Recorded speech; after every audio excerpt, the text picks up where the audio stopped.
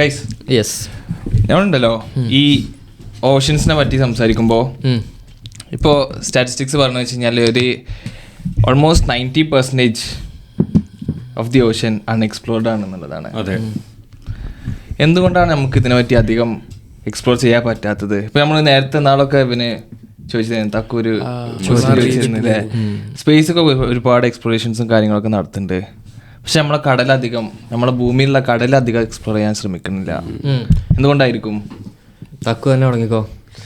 എന്തുകൊണ്ടായിരിക്കും എന്നുള്ളതല്ല, ഞാൻ അതിൽ ഒരു കണക്ക് പറയാം. എന്ന് വെച്ചാൽ ഞാൻ അന്ന് ഒരു സാധനം വായിച്ച സമയത്ത് കണ്ടതാണ്. റെസൊല്യൂഷൻ വെച്ച് നോക്കുകയാണെങ്കിൽ നമ്മൾ എർത്തിൽ സീ ലെവലല്ലാത്ത സ്ഥലത്ത് നമുക്ക് 30 സെന്റിമീറ്റർ റെസൊല്യൂഷനിൽ നമുക്ക് കാര്യങ്ങൾ മാപ്പിലൊക്കെ പോയി സൂം ചെയ്യാൻ പറ്റും. നേരെ മറിച്ച് നമ്മൾ ഓഷ്യൻ നോക്കുകയാണെങ്കിൽ 1.5 കിലോമീറ്റർ ആണ് നമ്മുടെ റെസൊല്യൂഷൻ. അപ്പോൾ അത്രയും വലിയ രീതിയിലേക്ക് നമുക്കത് എക്സ്പ്ലോർ ചെയ്യാൻ ഇനിയുണ്ട്.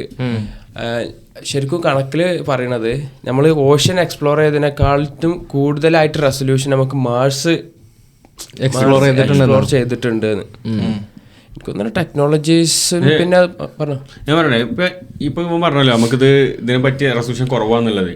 ഇപ്പം ഞാൻ ഒരു ഇത് നോക്കുമ്പോൾ കണ്ടതെന്ന് വെച്ചാൽ ഏകദേശം 200 മീറ്റർ ആണ് ഇവിടെ നമ്മൾ അടുത്ത ജംഗ്ഷനിലേക്ക് പോകുന്ന ദൂരം. ആ 200 മീറ്റർ ആണ് സൺലൈറ്റ് ഉള്ളൂ സീൻ്റെ അടിക്ക്. 1 കിലോമീറ്റർ എത്തും. നമ്മൾ യൂട്യൂബിലൊക്കെ ഷാർക്കൊക്കെ പോണ വീഡിയോ ഒക്കെ അധികം ഒരു ബ്ലൂ കളറിലൊരു ഷെയ്ഡി ആയിട്ടുള്ള ഇതിൽ ഇങ്ങനെ ഷാർക്കും മീനൊക്കെ പോണ കാണാൻ പറ്റും. അതെന്ന് പറഞ്ഞാൽ തന്നെ 1 കിലോമീറ്റർ അടിയിലാണ് അത്ര പോലും ലൈറ്റ് ഉള്ളത്. അതിന്റെ അടിയിലേക്ക് പോയി കഴിഞ്ഞാൽ ലൈറ്റ് ഇല്ല, മനസ്സിലായില്ലേ? അത്ര തന്നെ ലൈറ്റ് ഇല്ല. ശരിക്കും ഡിപ്പെൻഡഡ് ആണെന്ന് വെച്ചാൽ വെള്ളത്തിന്റെ ക്ലാരിറ്റിയും കാര്യങ്ങളൊക്കെ അനുസരിച്ച് 1000 മീറ്റർ വരെ ലൈറ്റ് എത്തും. മാക്സിമം അതിനുശേഷം പിന്നെ ഫുൾ ഇരുട്ടാണ്. അപ്പൊ ഈ ആലോചിച്ചേക്ക് ഇപ്പൊ നമ്മൾ പറയുന്നത് എന്താണ്, ലോകത്തിന്റെ ഏറ്റവും ഡീപ്പസ്റ്റ് പോയിന്റ് ആണ് മരിയാന ട്രഞ്ചിന്റെ ബെഡിലാണ്. അവിടേക്കുള്ളതെന്ന് പറഞ്ഞു കഴിഞ്ഞാൽ ഏകദേശം 11 കിലോമീറ്റർ കണ്ടാണ്. 11 കിലോമീറ്റർ ഡെപ്താണ്. അപ്പൊ ഏകദേശം ഈ 1 കിലോമീറ്റർ ആകുമ്പോഴത്തേനും സൺലൈറ്റ് ഇല്ല.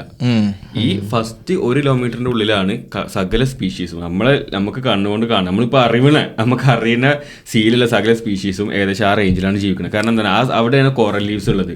കാരണം അടിയിൽ ചെടികൾ 1 കിലോമീറ്റർ അല്ല, അതിനെക്കാട്ടും ഞാൻ പറഞ്ഞു തരണേ. അതായത് ഏറ്റവും കൂടുതൽ അവിടെ കണ്ടുവരുന്നത്. കാരണം സൺലൈറ്റ് വേണം, അതേപോലെ അവർക്കുള്ള ഫുഡ് അങ്ങനത്തെ ഒക്കെ കിട്ടണമെന്നുണ്ടെങ്കിൽ ഏകദേശം ആ രീതിയിൽ നിൽക്കണം, മനസ്സിലല്ലേ? ഈ കോറൽ ലീവ്സും അതുപോലത്തെ ലീവ്സും കാര്യങ്ങളൊക്കെ വളരുന്നതും ഏകദേശം ഈ റേഞ്ചിലാണ്. അതിന്റെ അടിയിൽ പോയ മീനുകളുണ്ട്, അത് മീൻസ് ഫിഷുകളുണ്ട്. പക്ഷെ അവർക്ക് ഫുഡില്ല കഴിക്കാൻ. പ്രൈസ് കമ്മിയാണ്. എന്നിട്ട് ഞാൻ കണ്ടൊരു സാധനമുണ്ട്, ഒരു സ്ക്വിഡ് ഉണ്ട്. ഇപ്പൊ നമ്മള് കടലിന്റെ തീരത്ത് കാണുന്ന നമ്മള് കടൽ സീ ലെവലിൽ കാണുന്ന പല മീനുകളുടെയും വേരിയേഷൻസ് അടിയിലുണ്ട്. പക്ഷെ അവര് എൻ്റയർലി ഡിഫറെന്റ് ആണ്. ഇപ്പൊ ഫോർ എക്സാമ്പിൾ ഞാൻ പറയുകയാണെങ്കിൽ നമ്മളിപ്പോ കൂന്തൽ ഉണ്ടല്ലോ, കൂന്തൽ നമ്മള് സാധാരണ കടയിൽ നിന്ന് വാങ്ങുന്ന കൂന്തൽ എത്ര വലിപ്പം ഉണ്ടാവും? ഒരു പറയുകയാണെങ്കിൽ ഒരു 30 സെന്റിമീറ്റർ ഒക്കെ മാക്സിമം, 30-60 സെന്റിമീറ്റർ ഉണ്ടാവും. പക്ഷെ കടലിന്റെ അടിയിൽ ഉള്ള ഒരു സ്ക്വിഡ് ഒരു കണ്ടുപിടിച്ചത് 13 മീറ്റർ ആണ്. 13 മീറ്റർ. അതേപോലെ 13 മീറ്റർ സ്ക്വിഡ്. അതേപോലെ തന്നെ ഈ കൂന്തൽ എന്ന് പറയാൻ ഏകദേശം ഒരു എത്ര ഗ്രാം വരും? ഫോർ എക്സാമ്പിൾ ഒരു ഏറ്റവും വലിയ നമ്മള് കാണുന്ന ഒരു കൂന്തൽ എടുത്തു കഴിഞ്ഞാൽ ഒരു 1 കിലോന്റെ താഴെ എന്തായാലും വരുള്ളൂ. 1 കിലോ ഉണ്ടാവില്ല. കണ്ടുപിടിച്ച ഏറ്റവും ജൈജാന്റിക് സ്ക്വിഡിന് ഈ മരിയാന ട്രഞ്ചിലും മറ്റും കണ്ടുപിടിച്ച സ്ക്വിഡിന്റെ കിലോ എന്ന് പറയുന്നത് 500 കിലോ ആണ്. 500 കിലോ ഒറ്റ സ്ക്വിഡ്. ഇല്ല, മരിയാന ട്രഞ്ചിലൊന്നും സ്ക്വിഡ് ഉണ്ടാവില്ല. അത്രയും ഡീപ്പ് പോയിന്റ്സിൽ ഉണ്ട് അത്രയും സ്ക്വിഡ്. മരിയാന ട്രഞ്ചിന്റെ ഏറ്റവും ബെഡിലല്ല ഞാൻ പറയുന്നത്, ആ കിലോമീറ്റേഴ്സ് പറയുമ്പോൾ അതായത് 5000-4000 ആ റേഞ്ചിൽ ജീവിക്കുന്ന സ്ക്വിഡുകളാണ് ഞാൻ പറയുന്നത്. അതായത് ലൈറ്റ് ഇല്ലാത്ത സ്ഥലത്താണ്. പക്ഷെ ഈ ഫുഡിന്റെ കാര്യം പറഞ്ഞില്ലേ, ഫുഡിന്റെ കാര്യം എന്ന് വെച്ചാൽ ശരിക്കും ഫോട്ടോസിന്തസിസ് വഴിയാണല്ലോ ഈ പ്ലാന്റ്സ് കാര്യങ്ങളൊക്കെ ഉണ്ടാവുന്നത്. അപ്പോൾ ലൈറ്റ് എത്തുന്നത് 1000 മീറ്റേഴ്സ് വരെ. അതിന് താഴേക്ക് പോയി കഴിഞ്ഞാൽ ശരിക്കും ഇവിടെ സ്നോ വീണില്ലേ, അതേപോലെ തന്നെ ഓഷ്യനിൽ സ്നോ പോലത്തെ ഒരു സെറ്റപ്പ് എന്ന് വെച്ചാൽ മേലുള്ള ഓർഗാനിസംസും മറ്റു കാര്യങ്ങളൊക്കെ ഇപ്പോൾ ജീവൻ പോയിട്ടുള്ള സാധനങ്ങളൊക്കെ താഴേക്ക് ഇങ്ങനെ ഇതായി പോവുക ചെയ്യുക. അപ്പോൾ ഏറ്റവും താഴെയുള്ള ഒരുപാട് ഓർഗാനിസംസിന് ഇതൊക്കെയാണ് ഓരോ ഫുഡ്. ഓഷ്യനിക് സ്നോ എന്നാണ് പറയുന്നത്. പിന്നെ അതുപോലെ തന്നെ ഫോട്ടോസിന്തസിന് പകരം വേറെന്തോ ഒരു ടേം ഉണ്ട്. ആ ഒരു എന്ന് വെച്ചാൽ ഇപ്പം ലൈറ്റ് എനർജി കെമിക്കൽ എനർജിയിലേക്ക് ആക്കിയിട്ടാണ് ഒരു ഫോട്ടോസിന്തസിസ് നടത്തുന്നത്. അപ്പോൾ ഇതല്ലാത്ത വേറൊരു കീമോസിന്തസിസ് എന്നാണ് തോന്നുന്ന ടേം. അപ്പോൾ അത് വെച്ചിട്ടാണ് താഴെയുള്ള ഓർഗാനിസംസിന്റെ പരിപാടികൾ നടക്കുന്നത്. ഞാൻ പറഞ്ഞു, ഞാൻ ഈ സ്ക്വിഡിന്റെ കേസ് പറഞ്ഞില്ലേ, ഈ സ്ക്വിഡിന് ഒരു ദിവസം ജീവിക്കാൻ 45 കലോറി മതി. അതായത് ഞാൻ പറഞ്ഞതെന്ന് വെച്ചാൽ അത്രയും അടിയിലുള്ള ജീവികൾക്ക് അതിനനുസരിച്ച് അവർ അഡാപ്റ്റഡ് ആണ്. അപ്പൊ അവർക്ക് കുറെ ഫുഡൊന്നും വേണ്ട. ഇപ്പൊ ഞാൻ നോക്കിയ ഈ പറഞ്ഞ ഈ 500 കിലോയോളം വരുന്ന സ്ക്വിഡ് എന്ന് പറഞ്ഞു കഴിഞ്ഞാൽ അവർക്ക് ഒരു നോർമൽ ട്യൂണ എത്ര വലിപ്പം ട്യൂണ ഫിഷിനൊക്കെ കിട്ടിക്കഴിഞ്ഞാൽ 200 ദിവസം പിന്നെ അവർക്ക് ഫുഡ് വേണ്ട. 200 ദിവസം. മനസ്സിലായില്ലേ? അപ്പോ അത്രയും അഡാപ്റ്റഡ് ആണ് അവർ അവിടെ ജീവിക്കാൻ വേണ്ടിയിട്ട്. അവർക്ക് പ്രേ ഇല്ലെങ്കിലും ഈ പറഞ്ഞ പോലെ അവർക്ക് അധികം ഫുഡ് കിട്ടിയില്ലെങ്കിലും അവർക്ക് ജീവിക്കാൻ പറ്റും. മനസ്സിലായില്ലേ? അതിനൊരു അഡാപ്റ്റഡ് ആണ്. അങ്ങനത്തെ ഒരുപാട് ഓർഗാനിസംസ് ഉണ്ട്. എനർജി കൺസർവ് ചെയ്യാനുള്ള മെക്കാനിസം. ലൈഫ് എക്സ്പെക്ടൻസി എത്രയാണ്? ഷാർക്കിനൊക്കെ എത്രയൊക്കെ ഉണ്ട്? ഈ ഷാർക്കിന് ആ റേഞ്ചിൽ ജീവിക്കുന്ന ഷാർക്സിനൊക്കെ അത്യാവശ്യം ഉണ്ട്. ഞാൻ ഒരു ഇത് ഞാൻ കണ്ടിട്ടുണ്ടായിരുന്നു. അത് പക്ഷേ ഷാർക്കല്ല, ബ്ലൂ വെയിലാണ്. സോറി, ബ്ലൂ വെയിലിന് അത്ര അടിയിലല്ല, ബ്ലൂ വെയിൽ മുകളിൽ തന്നെ നിൽക്കുന്നത്. ബ്ലൂ വെയിൽസിനുണ്ട്. ബ്ലൂ വെയിൽസിന് ഏകദേശം എത്രയോ 150 വർഷം കണ്ട് എടുക്കും അവർ റീപ്രൊഡക്റ്റീവ് ഏജ് ആവാൻ വേണ്ടി തന്നെ. മനസ്സിലായില്ലേ? അപ്പോൾ ടോട്ടൽ എത്ര?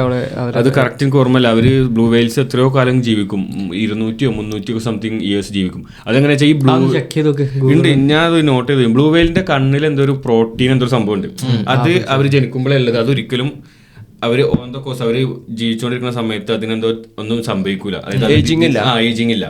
അപ്പോൾ അത് വെച്ചിട്ടാണ് സയന്റിസ്റ്റുകൾ ടെസ്റ്റ് ചെയ്യണത്. ആ പ്രോട്ടീനിന്, കണ്ണിലുള്ള ആ പ്രോട്ടീനിന് എത്രയായിരുന്നു. അപ്പൊ അത് ഏകദേശം 300 400 ഒക്കെ ഉള്ളൊരു ബ്ലൂ വെയിലിനെ അവർ കണ്ടിട്ടുണ്ടായിരുന്നു എന്നൊക്കെ പറയുന്നത്. 500 വർഷമൊക്കെയാണ് പറയുന്നത്.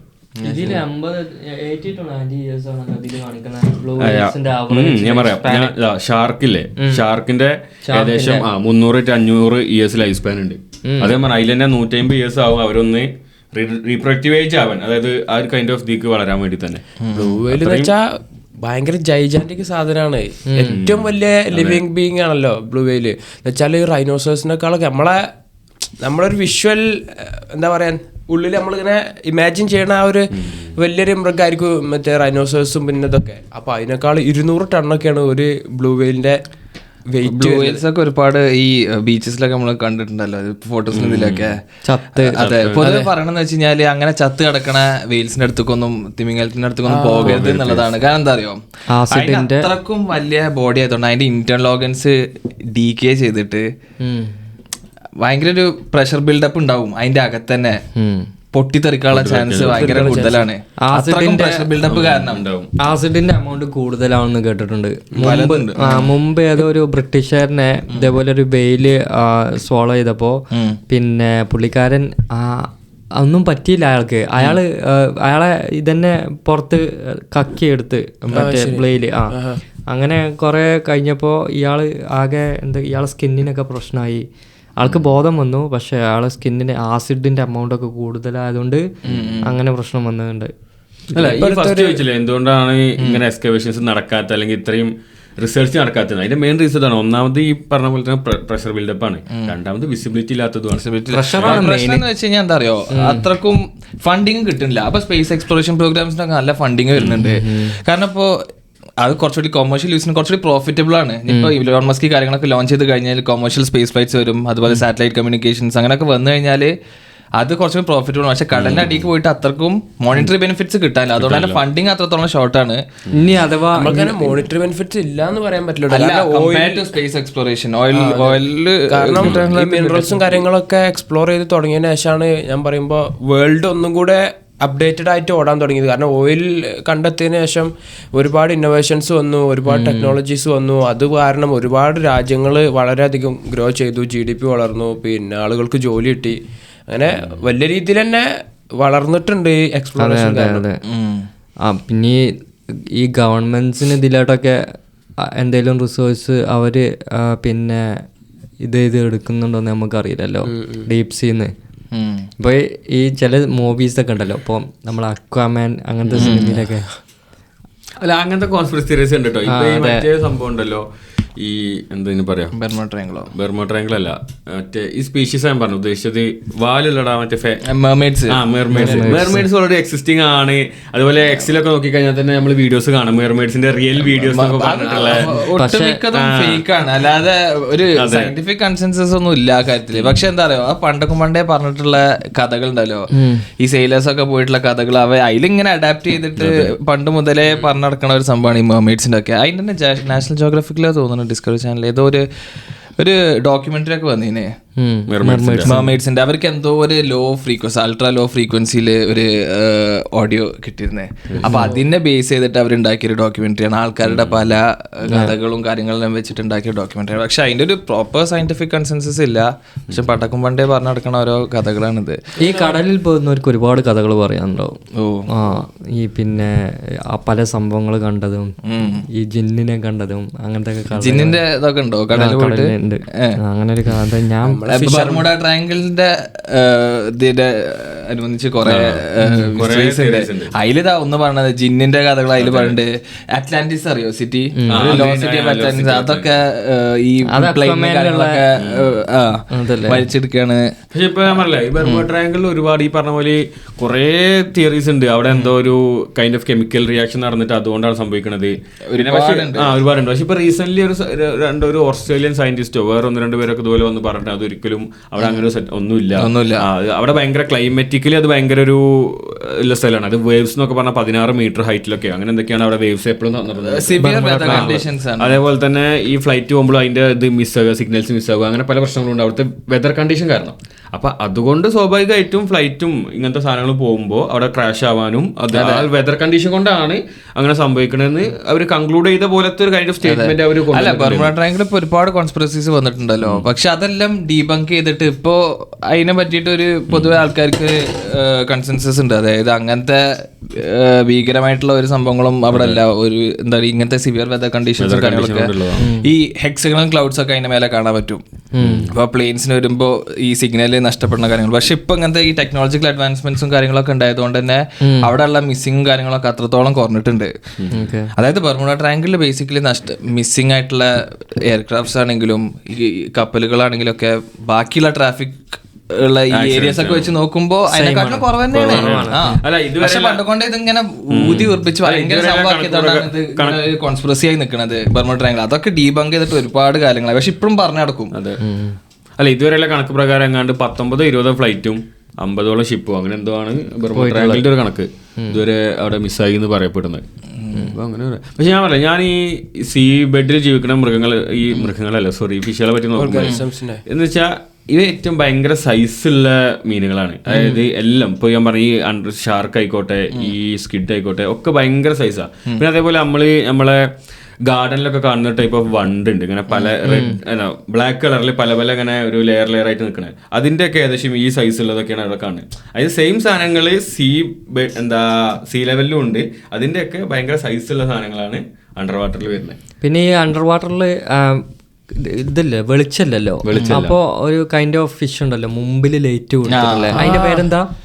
പേരെന്താ കറക്റ്റ്? നമ്മളെ ഒരുപാട് ജെല്ലി ഫിഷസ് ഫോട്ടോ ക്ലിപ്പ് അങ്ങനെ എന്തോ ഒരു ഇത് പറയുന്നത്. എന്നുവെച്ചാൽ ആ ലൈറ്റ് അവർക്ക് പ്രൊഡ്യൂസ് ചെയ്യാൻ പറ്റുന്ന കപ്പാസിറ്റിക്ക്. അപ്പൊ ഓരത് ഉപയോഗിച്ചിട്ടാണ് അത്ര ഇവര് കൂടുതലും വിഷ്വലി അല്ല പ്രേ നടത്തുന്നത്. ഈ ഇപ്പൊ ഞാൻ പറഞ്ഞ ഈ ഷാർക്ക് ആണെങ്കിലും ഈ പറഞ്ഞ പോലെ തന്നെ ഈ സ്ക്വിഡ് ആണെങ്കിലും ഒക്കെ അവർ വെയിറ്റ് ചെയ്യുക പ്രേക്ക് വേണ്ടി. അവരിങ്ങനെ വലിയ നമ്മള് സിനിമയിലോ അല്ലെങ്കിൽ വീഡിയോസിലോ കാണുന്ന പോലെ ഫൈറ്റ് ചെയ്ത് പ്രേനെ അറ്റാക്ക് ചെയ്യുന്ന സെറ്റപ്പ് ഇല്ല. അവരിങ്ങനെ വെയിറ്റ് ചെയ്യും, പ്രേ അടുത്ത് കൂടെ പോകുമ്പോൾ അവർ പിടിക്കും, മാത്രമേ ഉള്ളൂ. അല്ല ഇവരെ പിന്നെ യൂസ് ചെയ്യുന്നതാണ് ഈ സോണാർ ഉണ്ടല്ലോ, സൗണ്ട് നാവിഗേഷൻ. അതിൽ നിന്നൊക്കെ ഇൻസ്പയർ ചെയ്തിട്ടാണ് ഈ കപ്പലിലൊക്കെ ഉണ്ടാക്കിയിട്ടുള്ളത്. ബേസിക്കലി വെച്ചാൽ അൾട്രാസൗണ്ട്സ് അവര് എമിറ്റ് ചെയ്തിട്ട് അവർക്ക് ട്രാക്ക് ചെയ്യാൻ പറ്റും എവിടെയാണ് പ്രേ നിൽക്കുന്നത് എന്നും അതിന്റെ പൊസിഷനും കാര്യങ്ങളും. ഈ വവ്വാലും കാര്യങ്ങളും ഡോൾഫിൻസ് ഒക്കെ ചെയ്യണത് അങ്ങനെയാണ്. സമയം നോക്കിയാണ് ഇപ്പൊ അവര് ഇത് പുറപ്പെടുവിക്കും സൗണ്ട്, എന്നിട്ട് ആ സൗണ്ട് അവർക്ക് റിട്ടേൺ റിസീവ് ആവുമ്പോൾ റിസീവ് ആവാൻ സമയം ഉണ്ടല്ലോ, ആ സമയം വെച്ചിട്ട് അവർക്ക് മനസ്സിലാവും എത്ര ഡിസ്റ്റൻസിൽ ഇന്നതുണ്ട്. ഈ കടലിന്റെ ഒക്കെ ഡെപ്ത് ഒക്കെ നമ്മൾ അങ്ങനെയാണ് മെഷർ ചെയ്യുക. നമ്മളെ ടൈറ്റാനിക് സബ്മറൈനില്ലേ അപ്പുറത്തെ ഇംപ്ലോഡ് അതെ, അവര് സിഗ്നൽ കിട്ടാൻ അങ്ങനെ ഇരുന്നല്ലോ നോക്കിയിരുന്ന അവര് കുറെ ടെക്നോളജി ഒക്കെ ഉപയോഗിച്ച് കനേഡിയൻ ഒരു ടീംസൊക്കെ. അപ്പോൾ അവർക്ക് ആരോ പറഞ്ഞിരുന്നൊരു ശബ്ദം കേട്ടിരുന്നോ, സിഗ്നൽ കിട്ടിയിരുന്നോ ഫസ്റ്റ് കിട്ടി, പിന്നെ കാണാതെ. പക്ഷെ അതിന്റെ അകത്ത് എത്ര 4-5 ആൾക്കാരായിരുന്നു ഉണ്ടായിരുന്നല്ലേ. പക്ഷെ ഉണ്ടല്ലോ ഒരു ഹ്യൂമൻ ബ്രെയിനിന് പെയിൻ അനുഭവപ്പെടാൻ 100 മില്ലി സെക്കൻഡ് എടുക്കുക. ഒരാൾക്ക് എന്തെങ്കിലും നമുക്കിപ്പോൾ എന്തെങ്കിലും കാണാൻ ആ ഒരു സ്റ്റിമുലസ് കിട്ടാൻ 10 മില്ലി സെക്കൻഡ് എടുക്കുക. ഇവർക്ക് ഇത് സംഭവിച്ചത്, ഈ ഇംപ്ലോഷൻ നടന്നത് 1 മില്ലി സെക്കൻഡിലാണ്, 1 മില്ലി സെക്കൻഡിലാണ്. ഇവരൊന്നും പറഞ്ഞിട്ടില്ല. അവര് പ്രഷറിന്റെ ഒരു എഫക്റ്റ് ആണ് അത് പറയുന്നത്. ഡീപ് സീലുള്ള അതെ, അത്രത്തോളം പ്രഷർ ഉണ്ടായപ്പോ ഒറ്റടിക്കായിട്ട് ഇംപ്ലോഡ് ആയി. അല്ല ഈ പാനിക്കെങ്കിലും ചിലപ്പോ പെയിനോന്ന് പറഞ്ഞിട്ടുണ്ട്. ഒരു 100 മില്ലി സെക്കൻഡിലാണ് അവർക്ക് ഒരു പെയിൻ തന്നെ അനുഭവിക്കാൻ പറ്റുക. അവർക്ക് അതൊന്ന് കോംപ്ലിമെന്റ് ചെയ്യാൻ പോലും പറ്റിയിട്ടുണ്ടാവില്ല. അത്രക്കും പെട്ടെന്ന് ഇംപ്ലോഡ് ചെയ്തിട്ടുണ്ടാവുക. മരണം സംഭവിച്ചെന്ന് പോലും അവർക്ക് അറിയുന്നുണ്ടാവും. അല്ല തന്നെ ഈ മരിയാൻ ട്രഞ്ചിലുള്ള പ്രഷറിന്റെ കേസ് പറഞ്ഞപ്പോഴാണ് ഞാനത് നോക്കിയ സമയത്ത് ഏകദേശം ഒരു നമ്മളെ മേത്ത് ഒരു 50ഓളം വലിയ ബൾക്കായിട്ടുള്ള ഫൈറ്റർ ജെറ്റുകളൊക്കെ വെച്ച് കഴിഞ്ഞാൽ നമ്മളതിങ്ങനെ പൊക്കി വെച്ച് എത്രത്തോളം പ്രഷർ നമുക്ക് അനുഭവപ്പെടുമോ 50 എണ്ണം അത്രയും പ്രഷറാണ് മരിയാൻ ട്രഞ്ചിന്റെ അടിയിൽ, അത്രയും സീബെഡിന്റെ അടിയിൽ വരുന്നതെന്ന് പറയുന്നത്. ഒരു ഫൈറ്റർ ജെറ്റ് ഒക്കെ എത്ര ടൺ ഉണ്ടാവും? അത് അങ്ങനത്തെ 50 എണ്ണം പൊക്കുമ്പോൾ പ്രഷർ ഉണ്ടല്ലോ. നമ്മളൊരു ഇരുമ്പിന്റെ ഒരു കമ്പി അടിയൊക്കെ ഇട്ട് കഴിഞ്ഞാല് അതങ്ങോട്ട് ചപ്പാത്തി വേണ്ടി ഫ്ലാറ്റ് ആയിട്ടുണ്ടാവും. അത്രക്കും പ്രഷറാണ്, മനസ്സിലായില്ലേ? അതിന്റെ അടിയിൽ തന്നെ ഏറ്റവും അടിയിൽ നിൽക്കണ ഈ മീനുകളൊക്കെ മേലൊക്കെ എടുത്തു കഴിഞ്ഞാണ്ടല്ലോ അതാകെ ഡീഫോം ആയിട്ടുണ്ടാകും. ഭയങ്കര അഗ്ലി ആയിരിക്കും. ആ മീനിന്റെ പേര് കറക്റ്റും അറിയില്ല. ഏറ്റവും വൺ ഓഫ് ദ ഡീപ്പസ്റ്റ് പോയിന്റ്സിൽ നിൽക്കുന്ന ഒരു മീനാണ്. അത് അവളെ കാരണം എന്ന് വെച്ച് കഴിഞ്ഞാല് ഇവര് ഈ ആഴക്കടലിന്റെ പ്രഷർ റെസിസ്റ്റ് ചെയ്യാനുള്ള ഒരു കേപ്പബിലിറ്റി ഇവർക്ക് ഉണ്ട്. പക്ഷെ ഇവര് തിരിച്ച് പുറത്തേക്ക് എത്തുമ്പോ ലോ പ്രഷറിൽ അവർക്ക് ആ ഒരു ഫോം സസ്റ്റെയിൻ ചെയ്യാൻ പറ്റൂല. അങ്ങനെയാണ് അവർ ഡീഫോം ആവുന്നത്. നമ്മളെ ജെയിംസ് ക്യാമറൂൺ ഒരു സബ്മറൈനൊക്കെ ഉണ്ടാക്കിയിട്ട് എക്സ്പ്ലോർ ചെയ്തിരുന്നല്ലോ.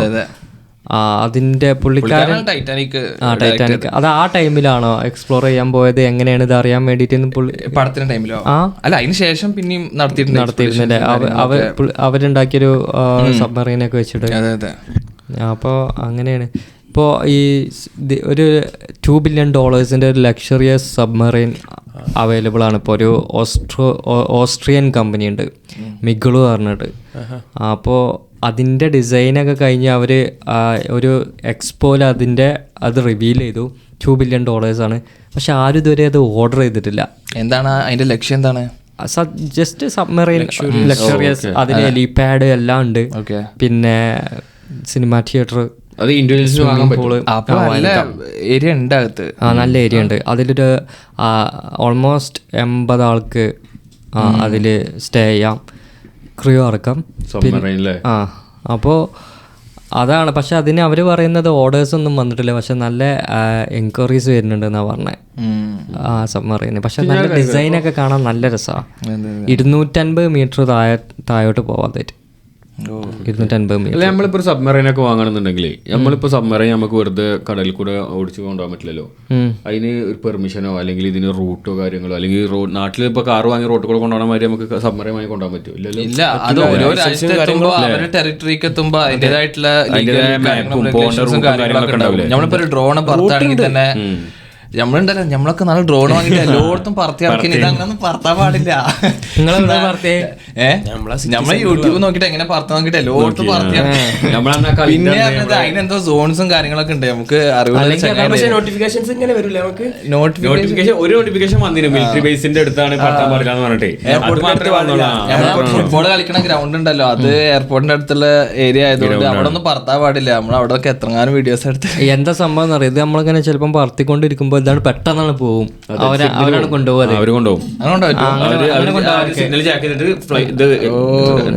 അങ്ങനെ ഇഷ്ടം പോലെ ഉണ്ട്. ഈ കല്യാണമൊക്കെ വീഡിയോ എടുക്കുന്നതിന്റെ ഇടയിൽ പോയത് എനിക്കറിയാം. കൊച്ചിയിലൊക്കെ ഉള്ളൊരു ടീംസ് ഉണ്ട് ഞാൻ അറിയുന്നത്. അവരുടെ അടുത്ത് നിന്നൊക്കെ അങ്ങനെ പോയിട്ടുണ്ട്.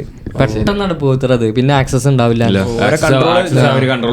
കൺട്രോൾ എടുക്കും. ഈ നേവി അതേപോലെ എയർഫോഴ്സ് ഒക്കെ ഉണ്ടല്ലോ, അവരൊക്കെ ഇത് നോക്കുന്നുണ്ടാവും. ട്രാക്ക് ഉണ്ടാവും. അതേപോലെ തന്നെയാണ് ഈ പിന്നെ സബ്മറൈൻ്റെ കേസും.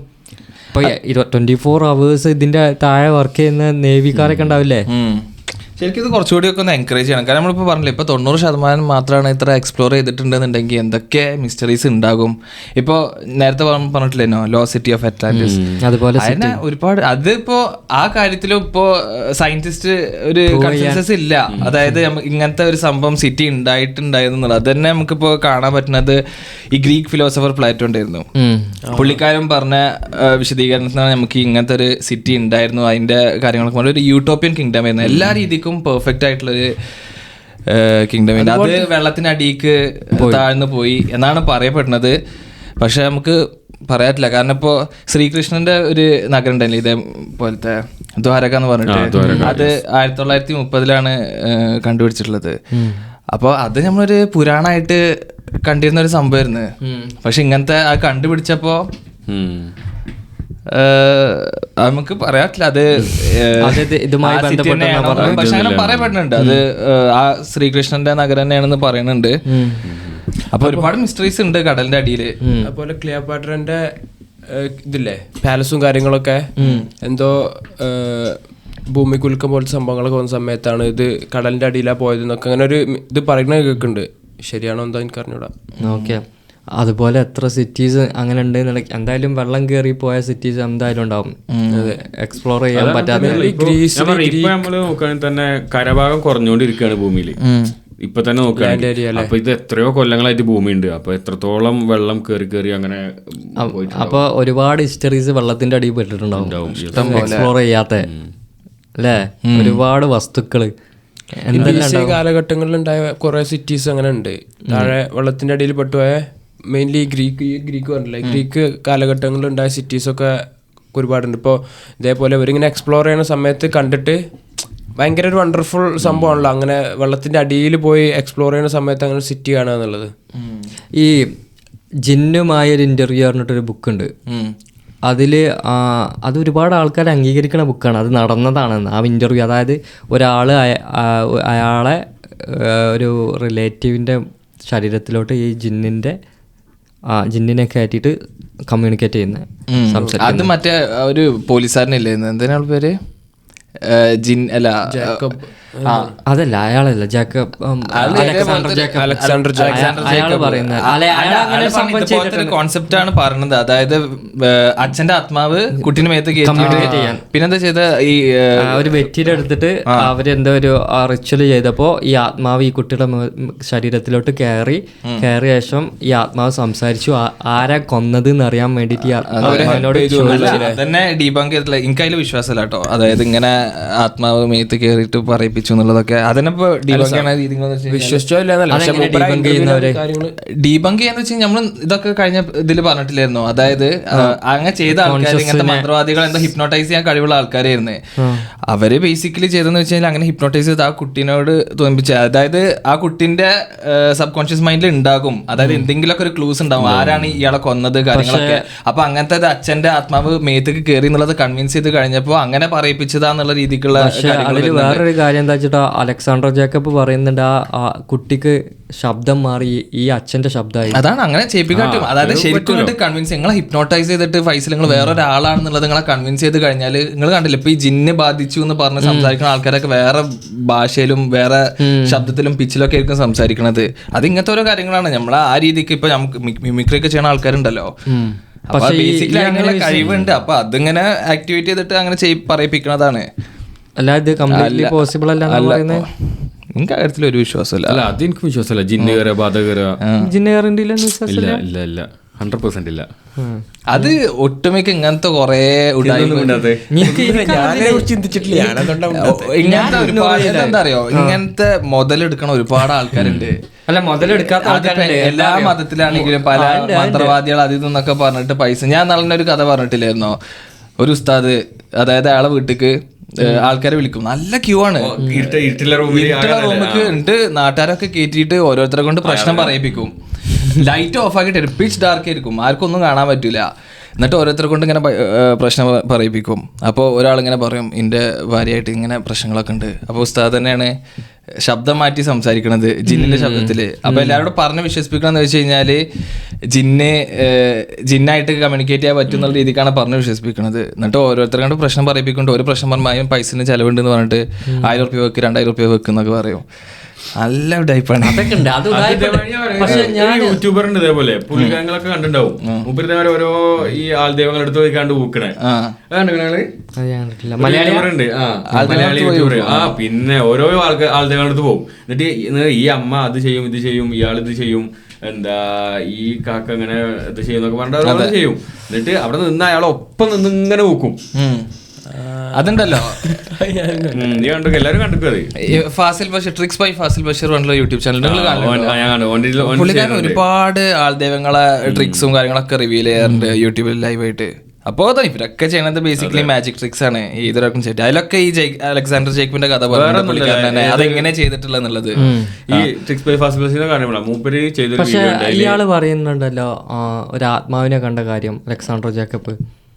അത് അയാള് പറഞ്ഞതല്ലേ, ഓരോരുത്തർക്ക് എത്രങ്ങാനും പേഴ്സണൽ എക്സ്പീരിയൻസസ് ഉണ്ട്. അല്ല, ആത്മാവിനെ കണ്ടു പറയുമ്പോൾ പുള്ളിക്കാരൻ ഒരു നമ്പൂതിരിയുടെ വീട്ടിൽ പോയിട്ട് എനിക്ക് ഇതിനുള്ളതിന് ഒരു തെളിവ് വേണമെന്ന് പറഞ്ഞപ്പോൾ ഒരു കർട്ടൻ ഇട്ടിട്ട് അതിൻ്റെ അടിയിൽ നിന്ന് ഒരു വെളിച്ചം പോലെ ഒരു ചെറിയ സാധനം വന്നിട്ട് ഇങ്ങനെ ഡാൻസ് കളിക്കുന്ന നൃത്തം ചെയ്യുന്ന അതുപോലെ അത് ഈ പറഞ്ഞ ഇവര് ചെയ്യലുണ്ട് ഇതിനൊരു എക്സാമ്പിളാണ് ഞാൻ പറയാൻ വന്നത്. അതായത് ഏതൊരു ആൾദൈവം പോലത്തെ ഒരാളാണ്, എനിക്ക് കറക്റ്റ് പേര് ഓർമ്മല്ല, മൂപ്പര് ഇതേമാതിരി എന്തോ ഒരു മുത്ത് തുപ്പും. സത്യസായി ബാബ ചെയ്യുന്നുണ്ട്, ടവലിന്റെ ഉള്ളിൽ തുപ്പിച്ച് ഇങ്ങനെ വെള്ളം കുടിച്ചിട്ട് പിന്നെ തുപ്പണം. ട്രിക്കുകളാണ്. എനിക്ക് ഇത് ഞാൻ കംപ്ലീറ്റ്ലി ഇഗ്നോർ ചെയ്യേണ്ട ഒരു കാര്യമല്ല. എന്താ വെച്ചാൽ ഞാൻ അടുത്തറിയുന്ന ഒരാൾക്ക് ഇത് ഇങ്ങനത്തെ ഒരു പ്രശ്നം ഉണ്ടായിട്ട് ഇത് പറയുന്നത് എന്താ വെച്ചാൽ അങ്ങനത്തെ പ്രശ്നമുണ്ട്.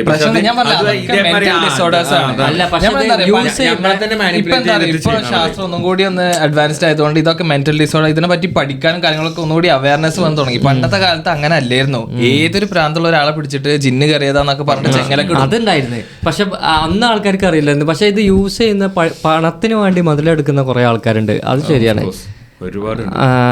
അതാണ് ഒട്ടുമിക്ക ആൾക്കാരും അതന്നെയാണ്.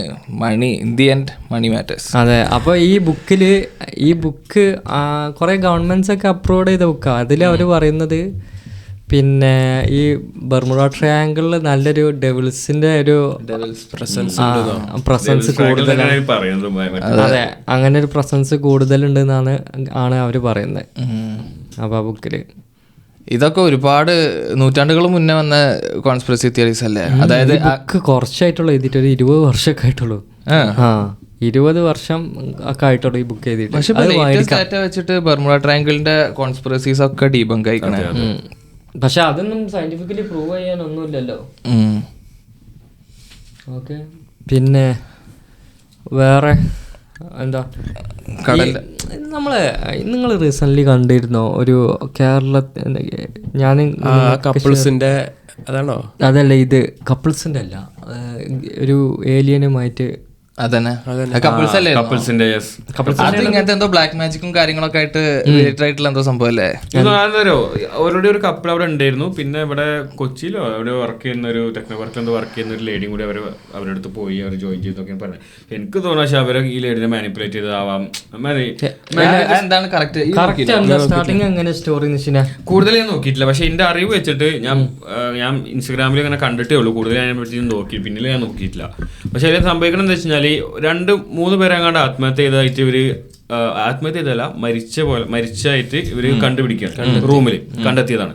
അപ്പോൾ അവരുടെ എന്താ സിസ്റ്റവും ബാക്കി മരിച്ചത് എങ്ങനെയൊന്നും അറിയില്ലല്ലോ. അപ്പോൾ സിസ്റ്റവും ബാക്കി കാര്യങ്ങൾ നോർത്തിൽ എവിടെയാണ് ഞാൻ ഇപ്പോൾ നോക്കി പറഞ്ഞുതരാം.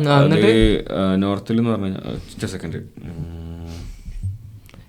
അത് നല്ല ഒരുപാട് ആൾക്കാരെ നമ്മളെ ഇറച്ചി പോഡ്കാസ്റ്റൊക്കെ ഷെയർ ചെയ്തിട്ട് ഇതിനെ കുറിച്ച് സംസാരിക്കണം എന്നാണ്. അപ്പോൾ ഞാൻ നോക്കാൻ പറ്റില്ല സംസാരിക്കാൻ അരുണാചലിലെ ഒരു ഹോട്ടലില്.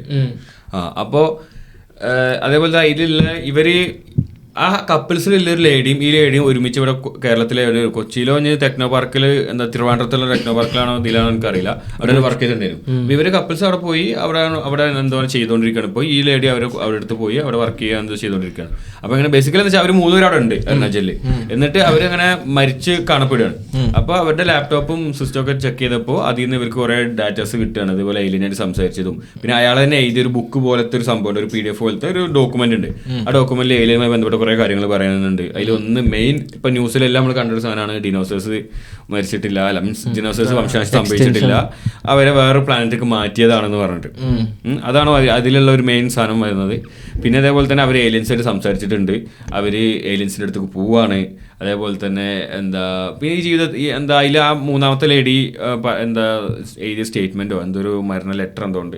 അതിൽ പറയുന്നുണ്ട് ഇവിടെ ജീവിച്ച് കുറേ കാര്യങ്ങൾ അനുഭവിച്ചു, ഇനി എന്താ ഞങ്ങൾ എന്താ വേറൊരു എക്സ്പീരിയൻസ് ചെയ്യാൻ വേണ്ടി പോവാണ് അങ്ങനെയൊക്കെ പറഞ്ഞിട്ടൊരു സംഭവം.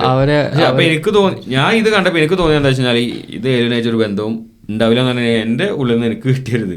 കാരണം വെച്ചാൽ ഇപ്പൊ ഞാൻ പറഞ്ഞില്ല, ഇപ്പൊ ഈ കപ്പിൾസിനെ വേറെ ആരെങ്കിലും എന്താ പറയാ manipulate in the sense inspire ആയി കാണും, അല്ലെങ്കിൽ അവരെ എന്തെങ്കിലും കഥകളൊക്കെ പറഞ്ഞിട്ട് അതിൽ ഇൻട്രസ്റ്റഡ് ആയി. മനുഷ്യന്മാരുടെ മൈൻഡാണ്, നമുക്ക് അത് മാനിപ്പുലേറ്റ് ചെയ്യാൻ പറ്റും. അങ്ങനെ പറ്റിയ ഒരുപാട് കാര്യങ്ങൾ നമ്മൾ കണ്ടിട്ടുണ്ട്. അപ്പൊ അതുപോലെ ഈ ലേഡിയും അവരുടെ അടുത്ത് വന്നു. ഇപ്പൊ ഞാൻ പറഞ്ഞില്ല, കേരളത്തിൽ തന്നെ മനുഷ്യക്കുരുതി നടന്ന സ്ഥലമാണ് കേരളത്തിൽ. അവരെന്താ ചെയ്യാൻ കാരണം അവർക്ക് എന്താ ബോധമില്ലായിട്ടാണ്? അല്ല, അവരതുപോലെ വേറൊരാള് പറഞ്ഞ് കഥ കൺവിൻസ് ചെയ്ത് മനസ്സിലാക്കിയതാണ്. മനസ്സിലായില്ലേ? അപ്പൊ ഇവരെയും അതുപോലെ ആരെങ്കിലും ഒക്കെ കൺവിൻസ് ചെയ്തിട്ടുണ്ടാവാം ഇങ്ങനത്തെ കാര്യങ്ങൾ പറഞ്ഞിട്ട്. അതിലിപ്പോ ഫിനാൻഷ്യൽ ഫ്രോഡ്സ് നടന്നിട്ടുണ്ടാവാം, വേറെ വേറെ പല കാര്യങ്ങൾ നടന്നതാവും. ചിലപ്പോ ഈ പറഞ്ഞ പോലെ ഇവരെ മരണപ്പെട്ട് കണ്ടു എന്നല്ല പറയണത്. അങ്ങനെ പല ഈ പറഞ്ഞ പോലെ മനുഷ്യക്കുരുതി പോലത്തെ എന്തെങ്കിലും വേറെ സെറ്റപ്പ് ആയിരിക്കാം. എന്തായാലും ഇതിന് ദുരൂഹത പുറത്തോട്ടില്ല. നമുക്ക് അടുത്ത എപ്പിസോഡിൽ കുറച്ചും കൂടി ഡീറ്റെയിൽ ആയിട്ട് വേണമെങ്കിൽ നോക്കിയിട്ട് വരാം. ഇപ്പൊ ഇതാണ് ഈ സേറ്റാനിക് കാര്യങ്ങളൊക്കെ നല്ല രീതിയിൽ കൂടുന്നില്ല. നിങ്ങൾ നാളെ ഒരു കാര്യം ഷെയർ ചെയ്തിട്ടില്ലായിരുന്നോ? മഡോണയുടെ കൺസേർട്ടിൽ ഒരു റിച്വല് സ്റ്റാർട്ടിങ്ങിൽ തന്നെ സാത്താനൊക്കെ പ്രൈസ് ചെയ്തിട്ടുള്ള തരത്തിലുള്ള ഈ സാത്താന്റെ സംഭവം എന്താ നല്ല രീതിക്ക് കൂടുന്നില്ലേ? ഈ കൺസേർട്ടിലില്ലേ ഇവർ ഈ ഓളിയത്തിന്റെ ഫ്രീക്വൻസി കൂട്ടിയിട്ട് നമ്മളെ കൺട്രോൾ ചെയ്യുന്നൊരു കൺസ്പിറസി അല്ല, അത് യഥാർത്ഥത്തിലുള്ളതാണ്. അത് ചില ആൾക്കാർ പറയുന്നുണ്ട്, റോക്കർ ഫെല്ലർ ഫാമിലി ഇല്ലേ, അവർ ആൾക്കാരെ കൺട്രോൾ ചെയ്യാൻ വേണ്ടി ഇങ്ങനെ ഈ മ്യൂസിക്കിലോട്ട് കൂടുതൽ അഡിക്റ്റഡ് ആക്കാൻ വേണ്ടിയിട്ട് ഇതിങ്ങനെ ഇത്രയും ഫ്രീക്വൻസി വെച്ചിട്ടൊക്കെ എന്തൊക്കെ ചെയ്തിട്ടൊക്കെ ചെയ്യുന്നവരുണ്ടെന്ന് കൺസ്പിറസി ഉണ്ട്. അതിൻ്റെ സയൻറ്റിഫിക് പാർട്ട് എങ്ങനെയാണെന്ന് എനിക്കറിയില്ല. അത് നല്ലൊരു അറിയുന്ന ഒരാളെടുത്ത് ചോദിച്ചിട്ട് തന്നെ മനസ്സിലാക്കണം. പക്ഷെ അങ്ങനെ ഒരു സംഭവം ഉണ്ട്. നിങ്ങൾ ആ വീഡിയോ ഷെയർ ചെയ്തത് ഞാൻ അതിന്റെ കമന്റ്സിൽ കുറെ വായിച്ചിരുന്നു. ഇപ്പൊ കമന്റ്സിൽ അവര് പറയുന്നുണ്ട് ഏതൊരു കമ്മ്യൂണിറ്റി ഈ പാസ്റ്റിൽ ഇപ്പോൾ എന്താ ഭയങ്കര ഓൾഡ് ആയിട്ടുള്ള ഒരു കമ്മ്യൂണിറ്റി, ഇപ്പോൾ ഇസ്ലാം ക്രിസ്ത്യൻസ് എന്നൊക്കെ പറയുന്ന പോലെ തന്നെ ജൂയിസ് എന്നൊക്കെ പറഞ്ഞ പോലെ തന്നെ ഒരു കമ്മ്യൂണിറ്റി, അവരിതുപോലെ സാത്താനിക് ആയിട്ടുള്ള പ്രാർത്ഥിക്കുന്ന ആൾക്കാരാണ്. അപ്പോൾ അവരുടെ ഈ ചർച്ച് പോലുള്ള അവരുടെ എസ്റ്റാബ്ലിഷ്മെന്റിൽ അവർ ഉപയോഗിച്ചിരുന്ന പാട്ടാണ് മഡോണ. അത് വേറെ രീതിയിൽ കമ്പോസ് ചെയ്തിട്ട് അതിലെ ലിറിക്സും കാര്യങ്ങളും അത് വേറെ രീതിയിൽ കമ്പോസ് ചെയ്തിട്ട് ആണ് ഈ പാട്ട് എന്നൊക്കെ പറഞ്ഞിട്ട് ഞാൻ അതിന്റെ കമന്റിൽ വായിച്ചു. അതേപോലെ തന്നെ സാം സ്മിത്ത് ഇല്ലേ, സാം സ്മിത്ത് ഒരു പിന്നെ എന്താ പറയുക ഗേ ആണല്ലോ. അപ്പോൾ പുള്ളിക്കാരൻ ഓരോ കൺസേർട്ടിലൊക്കെ ഇടുന്ന ഡ്രസ്സും അവിടെയുള്ള പിന്നെ ആ ഡാൻസിന് വരുന്ന ട്രൂപ്സും എല്ലാം കണ്ടിട്ടുണ്ടെങ്കിൽ തന്നെ കംപ്ലീറ്റ്ലി ഒരു സാത്താനിക് വൈബാണ് നമുക്ക് വരിക അവിടെ. അപ്പോൾ ഈ കൺസേർട്ടൊക്കെ ആൾക്കാർ വരി നിന്ന് ഇങ്ങനെ പോണ്ട് കണ്ടാൽ തന്നെ ഇതൊരു കൈൻഡ് ഓഫ് വർഷിപ്പായിട്ടാണ് എനിക്ക് തോന്നാറ്. നോക്കിയിട്ടുണ്ടെങ്കിൽ അല്ലേ, ഇതിപ്പോൾ നമുക്ക് എനിക്കറിയില്ല ഇതിൻ്റെ ആ ഫ്രീക്വൻസിയുടെ ആ ഒരു സൗണ്ട്സ് ഫ്രീക്വൻസിയുടെ വെച്ചിട്ട് എങ്ങനെയാണ് ആൾക്കാരെ കൺട്രോൾ ചെയ്യുന്നത് എന്നുള്ളത് ശരിക്കും അത് പഠിക്കേണ്ട ആൾക്കാരെ കൺട്രോൾ ചെയ്യുന്നാവില്ല. ഇപ്പോൾ ഫോർ എക്സാമ്പിൾ അഡിക്റ്റഡ് ആയ പിന്നെ കൺട്രോൾഡ് ആയി ഇവർക്ക്. പിന്നെ മനസ്സിലായോ? അല്ല, ഇപ്പൊ നാളെ നമ്മൾ ആ ലിറിക്സിന്റെ കേസ് പറഞ്ഞിട്ടില്ലായിരുന്നു, അതിന് സബ്ലിമിനൽ മെസ്സേജിങ് എന്ന് പറയാം. അതായത് നമ്മളെ സബ് കോൺഷ്യസ് മൈൻഡിക്ക് ഇങ്ങനെ കയറും. നമ്മളിപ്പോ ആക്റ്റീവായിട്ട് ആ ലിറിക്സ് കേൾക്കുന്നില്ലെങ്കിലും തലച്ചോർക്ക് അങ്ങനെ കയറുണ്ടാകും അങ്ങനെയുള്ള ലിറിക്സും. ഇപ്പൊ അതൊക്കെ ഇതുമായി ബന്ധപ്പെട്ട് ഇപ്പൊ നമുക്ക് ചില കാര്യങ്ങൾ ചെയ്യുമ്പോൾ നമ്മൾ ഹാപ്പി ആകുമല്ലോ, അത് നമ്മുടെ ഡോപ്പമിൻ റിലീസ് നടക്കുമല്ലോ. അതേപോലെ തന്നെ ഈ ഫ്രീക്വൻസി സംഭവിക്കുന്നത് മനസ്സിലായി. അതായത് ഈ കൈൻഡ് ഓഫ് ഫ്രീക്വൻസി നമ്മുടെ ചെവിയിൽ വരുന്ന സമയത്ത് നമുക്ക് ഒരു കൈൻഡ് ഓഫ് ഹാപ്പി മൂഡ് അല്ലെങ്കിൽ ഡോപ്പമിൻ റിലീസ് ആയി ആ രീതിയിലാണ് കാര്യങ്ങൾ ആ കൈൻഡ് ഓഫ് അവിടെ നമുക്കൊരു പ്ലഷർ കിട്ടുകയാണ് അല്ലേ. അപ്പോൾ നമ്മൾ അതിനോട് കൂടുതൽ ഇൻട്രസ്റ്റഡ് ആവുകയാണ്. ഈ ഹോളിവുഡ് ഇൻഡസ്ട്രി ഭയങ്കര ഒരുപാട് സ്റ്റോറീസ് ഉണ്ട് ഈ ഹോളിവുഡ്. ഇപ്പോൾ ഒരു പഫ് ടെഡി പറഞ്ഞിട്ടൊരു ടെഡിനെ അറിയില്ലേ, റാപ്പ് ആർട്ടിസ്റ്റ് നമ്മളെ. അപ്പോൾ പുള്ളിക്കാരനെ ഇപ്പോൾ നമ്മളെ മറ്റേ ഐലാൻഡിൻ്റെ പേരെന്തെന്ന്, എപ്സ്റ്റീൻ ഐലാൻഡിലുള്ള അതേപോലെ സെയിം സെക്സ് ട്രാഫിക്കിങ്ങിൻ്റെയും ചൈൽഡ് ട്രാഫിക്കിങ്ങിൻ്റെയും ഡ്രഗ് ട്രാഫിക്കിങ്ങിൻ്റെ ഒക്കെ കേസ് വന്നിട്ടുണ്ട്. അപ്പോൾ ഇയാൾ ഇടയ്ക്കിടയ്ക്ക് ഈ പാർട്ടീസ് ഹോസ്റ്റ് ചെയ്യും, അവിടെ ഒരുപാട് സെലിബ്രിറ്റീസ് വരും. അപ്പോൾ ഇയാളെ ലിസ്റ്റ് ഇപ്പം ഉണ്ടാക്കിക്കൊണ്ടിരിക്കുക. ഒരുപാട് ആള് പുറത്താണ്, പക്ഷേ ഒരുപാട് ആൾക്കാർ ഇത് അറ്റൻഡ് ചെയ്തവരും പിന്നെ മൈനേഴ്സായിട്ടുള്ള കുട്ടികളായിട്ട് അവിടെ വന്നതും എല്ലാം ഉണ്ട്. അപ്പോൾ അവരെ നെയ്ബേഴ്സൊക്കെ പറയുന്നുണ്ട് അങ്ങോട്ടൊന്നും അവർ കടത്തില്ല, ഇടയ്ക്കിടയ്ക്ക് ഇവിടെ ഓരോന്ന് നടക്കുന്നുണ്ട്, ഞങ്ങളൊന്നും അറിയില്ല അങ്ങനെയൊക്കെ. അപ്പോൾ ഒരുപാട് ആൾക്കാർ പറയുന്നതാണ് ഹോളിവുഡ് ഒരു സാധാനിക്കാണ് കുറേ ആൾക്കാർ പറയുന്നുണ്ട്. അല്ലെങ്കിൽ എപ്സ്റ്റൈൻ്റെ കേസ് വന്നപ്പോഴാണ് ഞാൻ ഒരു കമന്റ് നമ്മുടെ വീഡിയോക്ക് അല്ല വേറെ വീഡിയോക്ക് ഒരു കമന്റ് വായിച്ചിട്ടുണ്ട്. ആ സമയത്ത് കുറേ ന്യൂസ് വന്നിട്ടുണ്ടല്ലോ, അതിൻ്റെ അടിയിൽ കമന്റ് വെച്ചാൽ ഇവരൊക്കെ ഇത്രയും ഫേമസ് ആയിട്ടുള്ള ആൾക്കാരല്ലേ, ഇവിടെ പോയാൽ പൊക്കുന്ന അറിയില്ലേ, പിന്നെ എന്തിനാണ് ഇതിന് നിൽക്കണമെന്നുള്ളത്. അപ്പോൾ എനിക്ക് തോന്നുന്നത് വെച്ച് കഴിഞ്ഞാൽ ഇപ്പോൾ നമ്മളാണെങ്കിൽ നമ്മുടെ അടുത്ത് പൈസ വന്നു കഴിഞ്ഞാൽ പിന്നെ നമ്മളെ സെക്കൻഡ് ഓപ്ഷൻ എന്താ, നമുക്ക് ഇഷ്ടമുള്ള കാര്യങ്ങൾ ചെയ്യാന്നുള്ളത് അല്ലേ. അതായത് ഇപ്പോൾ നമുക്ക് നമ്മളെ ഇപ്പം ഇതിൻ്റെ കേസിലാണെങ്കിൽ നമുക്ക് പലതും നമുക്ക് ചെയ്യാൻ പറ്റാത്ത എന്തുകൊണ്ടാണ്, നമുക്ക് ഫിനാൻഷ്യലി അതിനുള്ള കേപ്പബിലിറ്റി ഇല്ലാത്തത് കൊണ്ട് തന്നെയാണ് നമ്മൾ പല കാര്യവും ചെയ്യാത്തത്. ഒരു ഇഷ്ടമുള്ള ഷൂ മേടിക്കുന്നതോ അല്ലെങ്കിൽ അങ്ങനെ പല കാര്യവും ചെയ്യാൻ പറ്റാത്തത്. ഫിനാൻഷ്യലി നമ്മൾ അത്രയും ടോപ്പ് ആണെന്നുണ്ടെങ്കിൽ പിന്നെ നമ്മുടെ സെക്കൻഡ് ഓപ്ഷൻ എന്താ, നമ്മളെ ഹാപ്പി ആക്കുന്ന കാര്യങ്ങൾ ചെയ്യാന്നുള്ളതാണ്. അപ്പോൾ സെലിബ്രിറ്റീസ് ആണെങ്കിൽ അവർക്ക് പിന്നെ എന്തിനാണ് അവർ ജീവിക്കുന്നത്, അവർക്ക് പൈസ ഉണ്ട്, അവർക്ക് ഹാപ്പി ആയിട്ടുള്ള കാര്യം ചെയ്യാൻ പറ്റുന്നില്ലെങ്കിൽ എന്തിനാ അവർ ജീവിക്കണം. അത് മാത്രം അപ്പൊ അതുകൊണ്ട് ആൾക്കാർ അവർക്ക് ഇഷ്ടമുള്ള കാര്യം, ഇപ്പോൾ എപ്സ്റ്റൈൻ ഐലൻഡിൽ പോയി അങ്ങനത്തെ പല കാര്യം ചെയ്യുന്ന അവർക്ക് ഇഷ്ടമുള്ള കാര്യം ചെയ്യും. അപ്പൊ അതിൽ പിന്നെ നമ്മൾ അങ്ങനെ അത് നോക്കിയിട്ട് കാര്യമില്ല. ഈ എപ്സ്റ്റൈൻ ഐലൻഡിൽ കൂടുതൽ പീഡോഫീലിക് ആക്ടിവിറ്റീസ് അല്ലേ നടന്നിരുന്നത്? എന്താ അറിയോ, അത്രയും പൈസ ഉള്ള ആൾക്കാരാണ്. ഈ നിഷിം പറഞ്ഞത് നല്ലൊരു പോയിന്റാണ്. പൈസ വന്നിട്ടുണ്ടെങ്കിൽ ഇവർക്ക് പുതിയ പുതിയ സുഖങ്ങൾ അതാണ് ഇവർക്കിപ്പോ കിട്ടാനുള്ള സുഖങ്ങളൊക്കെ ഇവർക്ക് മേടിക്കാൻ പറ്റും. അപ്പൊ പിന്നെ സംതിങ് മോർ കൂടുതൽ കൂടുതൽ ഇങ്ങനെ വേണ്ടി വരും. അങ്ങനെയാണ് ഈ പുതിയ ആക്ടിവിറ്റീസ് നമ്മളെ പോയിന്റ് ഓഫ് വ്യൂ ചിന്തിക്കുമ്പോൾ ചിലപ്പോൾ എങ്ങനെയാണ് പീഡോഫീലൊക്കെ നടക്കണമെന്ന് വിചാരിക്കും. പക്ഷെ ഇവർക്ക് എല്ലാ പ്ലഷറും എക്സ്പീരിയൻസ് ചെയ്തതിനു ശേഷം പിന്നെ എക്സ്ട്രാ പ്ലഷറിന് വേണ്ടിയിട്ടാണ് ഇതുപോലത്തെ ആക്ടിവിറ്റീസ് ചെയ്യുന്നുണ്ടാവുക.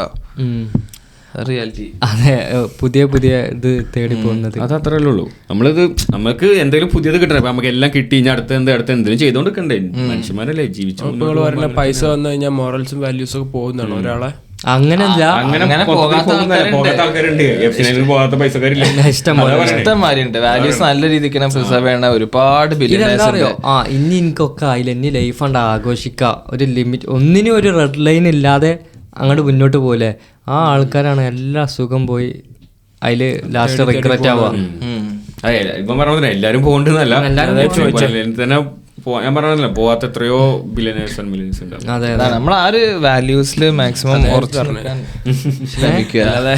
അല്ലാതെ നമ്മൾ ചെയ്യൂലേ എന്നുള്ളതല്ല. ഞാൻ പറയാം, ആ പോയിന്റ് ഓഫ് വ്യൂ നമ്മളെ പോയിന്റ് ഓഫ് വ്യൂ ചിന്തിക്കുന്ന പോലെ ആവില്ല അവര് ചിന്തിക്കുന്നത് ഞാൻ പറയാം. അതെ അതെ. പിന്നെ ഉണ്ടല്ലോ നമ്മൾ ഈ ഓഷനെ പറ്റി പറഞ്ഞിട്ടില്ലായിരുന്നോ ഒരു കാര്യം പറയാണ്ടായിരുന്നു. ഇത് വാട്ടർ പൊല്യൂഷൻ നല്ല രീതിക്ക് കൂടുകയാണ്. അതിന്റെ ഡാറ്റ തന്നെ പറഞ്ഞെന്ന് വെച്ച് കഴിഞ്ഞാൽ ഉണ്ടല്ലോ, ഒരു വർഷം 8 മില്യൺ ടൺസോളം പ്ലാസ്റ്റിക്കാണ് നമ്മളെ സമുദ്രത്തിലൊക്കെ അതെ ഒഴുക്കപ്പെടുന്നത്. ടൺസ്. ഇപ്പൊ 2050 ആകുമ്പോത്തിന് മീനുകൾ ഉള്ളതിനെക്കാട്ടിലും കൂടുതൽ പ്ലാസ്റ്റിക് ആയിരിക്കും എന്ന് പറയുന്നുണ്ട്. അത് ഭയങ്കര ഒരു കൺസേൺ ആണ്. ഇപ്പൊ ഈ ഇത് പറഞ്ഞപ്പോഴാ ഇപ്പൊ റീസെന്റ് തന്നെ ഈ ഫിഷ് നിങ്ങൾ ഗൂഗിളിലൊക്കെ അടിച്ചൊക്കെ കാണും, ഫിഷുകളിൽ മൈക്രോ പ്ലാസ്റ്റിക്സിന്റെ എമൗണ്ട് ഭയങ്കരമായി കൂടിയിട്ടുണ്ട്. ഈ ഫിഷുകളെയാണ് മനുഷ്യന്മാർ കഴിക്കുന്നത്. അതെ. അപ്പൊ മനുഷ്യന്മാരതിലും മനുഷ്യന്മാരതിലും ഫിഷുകളിലൂടെ മാത്രമല്ല അല്ലാതെയും കൂടിയിട്ടുണ്ട്. പക്ഷെ ഞാൻ പറയാം ഇതിലൂടെയും വരുന്നുണ്ട് എന്നല്ല. പക്ഷെ സത്യം പറഞ്ഞിട്ടല്ല, അത് ഏറ്റവും കൂടുതൽ ബാധിക്കാവുന്ന നമ്മളാണ്. കാരണം ഈ ബയോ മാഗ്നിഫിക്കേഷൻ പറഞ്ഞൊരു സംഭവം ഉണ്ട്. അതായത് നമ്മളാണ് ഫുഡ് ചെയിനിൽ ഏറ്റവും മേലെ നിൽക്കുന്നത്. അപ്പൊ ഇതുപോലത്തെ ഏറ്റവും ചെറിയ മീനുകളുടെ അടുത്ത് ഉണ്ടാവും ഈ ടോക്സിൻസും കാര്യങ്ങളൊക്കെ. സോറി, അതിനെ കഴിക്കുന്നത് കുറച്ചുകൂടി വലിയ മീനുകളായിരിക്കും. അങ്ങനെ ഈ ഫുഡ് ചെയിനിക്ക് മേലേക്ക് പോകും തോറും ഈ ടോക്സിൻസിന്റെ അളവ് ഇങ്ങനെ കൂടി കൂടി വരും. എന്നിട്ട് ഏറ്റവും മേലെ നിൽക്കുന്ന നമ്മളാണ്. നമ്മൾ കഴിക്കുമ്പോൾ ഇതിന്റെ എഫക്ട്സ് ഒക്കെ നമുക്കാണ് കിട്ടുന്നത് ബേസിക്കലി. അപ്പൊ ഇത് കുറഞ്ഞു വരില്ല എന്നാ പറഞ്ഞത്. അതായത് ഇപ്പൊ സസ്റ്റൈനബിൾ ആയിട്ടുള്ള പ്രോഡക്ട്സ് വരുന്നുണ്ട്. ഇപ്പൊ നമ്മളെ ചുറ്റുപാടും നോക്കുകയാണെന്ന് വെച്ചാൽ തന്നെ മക്ഡൊണാൾഡ്സ് അവരെ സ്ട്രോ ഒക്കെ മാറ്റി ഇപ്പോൾ അവര് പിന്നെ പേപ്പർ സ്ട്രോ ആക്കി, അങ്ങനെ കുറെ പ്രോഡക്ട്സ് നമ്മൾ ഡെയിലി യൂസ് ചെയ്യുന്ന രീതിക്ക് നല്ല റിസർച്ച് നടക്കുന്നുണ്ട്. ഇപ്പോ പ്ലാസ്റ്റിക് തന്നെ തിന്നുന്ന ബാക്ടീരിയനെ കണ്ടുപിടിച്ചിട്ടുണ്ട് ഡീകമ്പോസ് ചെയ്യാന്. ബയോ പ്ലാസ്റ്റിക്സ് ഉണ്ട്. നല്ല രീതിക്ക് റിസർച്ച് നടക്കുന്ന കാര്യങ്ങളാണ്. പക്ഷെ എന്നാലും ഓഷനുള്ളത് വലിയ രീതിക്ക് വാസ്തു രീതിയിൽ ഇപ്പൊ ഈ പ്ലാസ്റ്റിക് പ്രൊഡക്ഷന് അതിന്റെ ഒരു കൈൻഡ് ഓഫ് മെജോറിറ്റിയിൽ സസ്റ്റൈനബിലിറ്റി ആയിട്ടുള്ള പ്രൊഡക്ഷനും കാര്യങ്ങളും വരണം.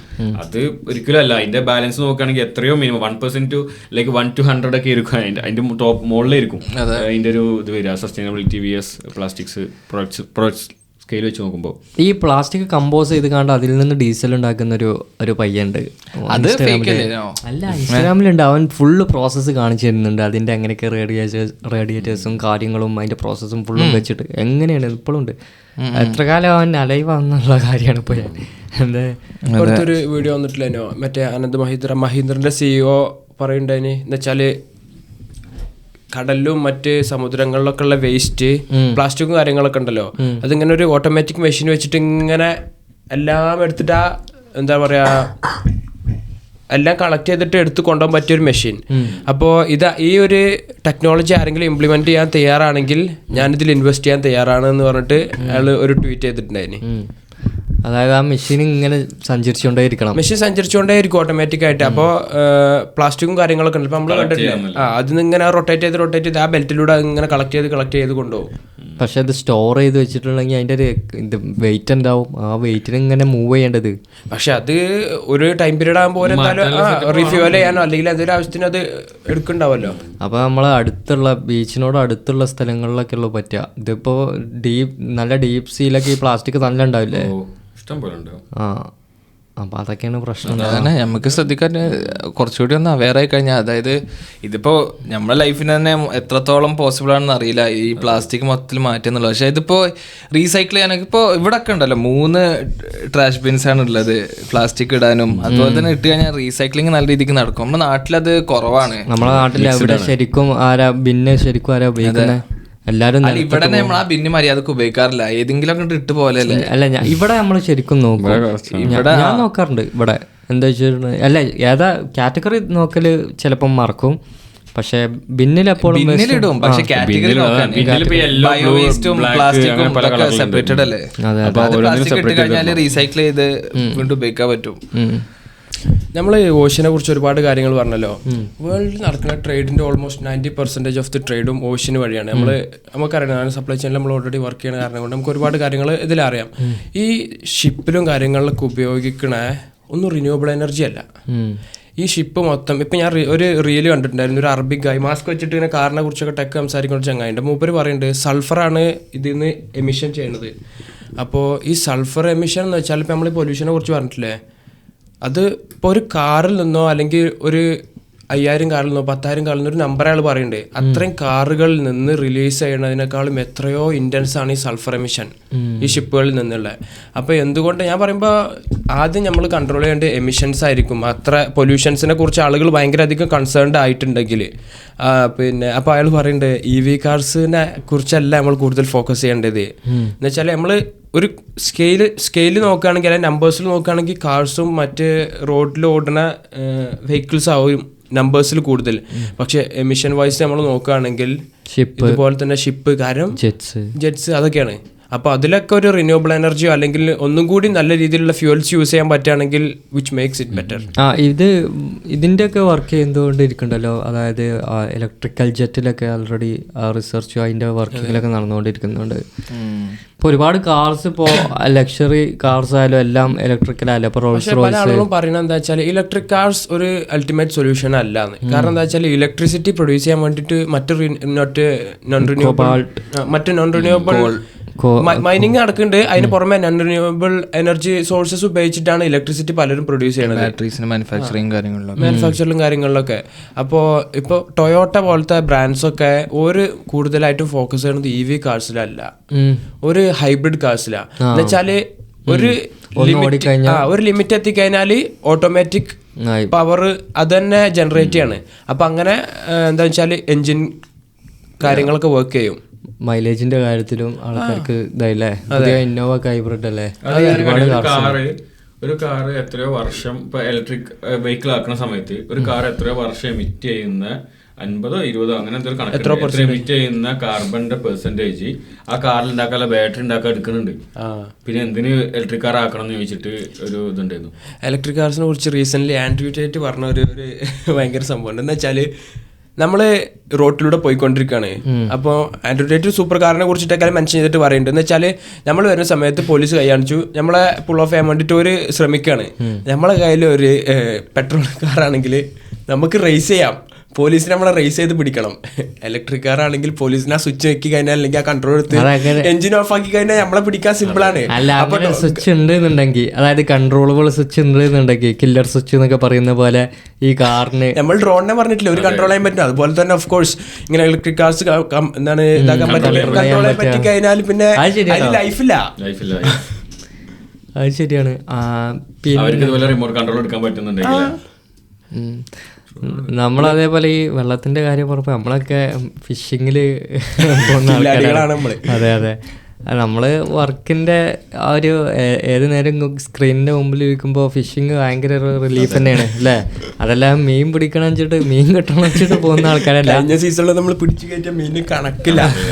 ഈ സീസണിൽ പല ട്രിക്സും പഠിച്ചിട്ടുണ്ട് ഞാനൊക്കെ നാട്ടിൽ പോയിട്ട്. എന്തൊക്കെ ചെയ്യേണ്ടത്, പ്രൊഫഷണൽ ഫിഷിംഗ് റോഡുകൾ അല്ല ചെറുപ്പത്തില് പോലെ അല്ലല്ലോ. ഇപ്പൊ നമ്മള് റോഡൊക്കെ മേടിച്ച് പ്രൊഫഷണൽ പരിപാടിയാണ്. അതെ അതെ, രാത്രിയൊക്കെ പോയിട്ട് വേറെ വൈബ് ഇരുന്നില്ല എന്നുവെച്ചാൽ.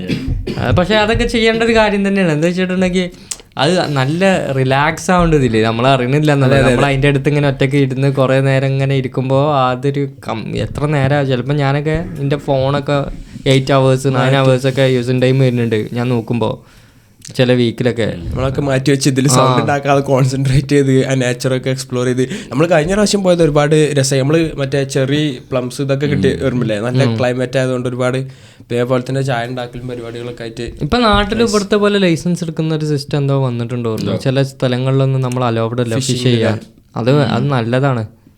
അതേപോലെ ഇങ്ങനെ ഒരു സിസ്റ്റം വരണം, എന്താ പറയുക, ഇത്ര വലുപ്പത്തിന് മുകളിലുള്ള ഫിഷിനെ മാത്രമേ പിടിക്കാൻ പറ്റുള്ളൂ. ഇവിടെ അങ്ങനെ ഉണ്ട്. നമ്മൾ നാളെ ക്രൊയേഷ്യ പോയി അവിടെ മീൻ പിടിക്കുന്ന ടൈമില് ഒരു കൂട്ടർക്ക് കിട്ടിനു നല്ലൊരു മീന്. പക്ഷെ അവര് വിചാരിച്ചത്ര ഡൈമെൻഷൻ അല്ലാത്തതുകൊണ്ട് മീൻ കിട്ടിയതാണ്. അത് ചെറിയ മീനെ പിടിച്ചു കഴിഞ്ഞാലേ വലിയ മീനുകൾക്ക് തീറ്റുണ്ടാവില്ല.